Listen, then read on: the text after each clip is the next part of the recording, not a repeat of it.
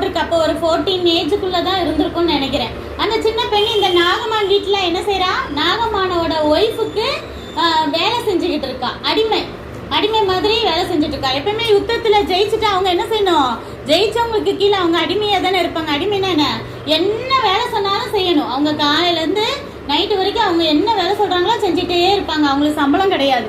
இவங்க ஏதோ பார்த்து சாப்பாடோ ட்ரெஸ்ஸோ கொடுத்தா அவ்வளோதான். அப்படி இருக்கிற ஒரு பெண்ணாக இருக்கிறா.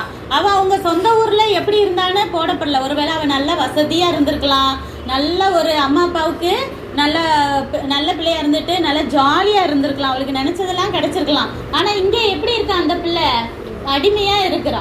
அப்போ அவள் பார்க்குறா, இப்படி நம்ம ஓனர் பாவம் இப்படி ஸ்கின்னெல்லாம் இப்படி இருக்கிறே அப்படின்னு சொல்லிட்டு அவள் பார்த்துட்டு நாகமானோட ஒய்ஃப்கிட்ட போய் என்ன சொல்கிறான்னா, நம்ம ஐயாவுக்கு இப்படி உடம்பெல்லாம் இதாக இருக்குது இல்லையா, எங்கள் ஊர் சமாரியாவில் ஒரு தீர்க்கதரிசி இருக்காரு, அவர்கிட்ட போனீங்கன்னா அவர் ஏதாவது இந்த நோய்க்கு வழி சொல்வார், அவர் கண்டிப்பாக இதை குணமாக்கிடுவாரு அப்படின்னு சொல்லிட்டு சொல்கிறான்.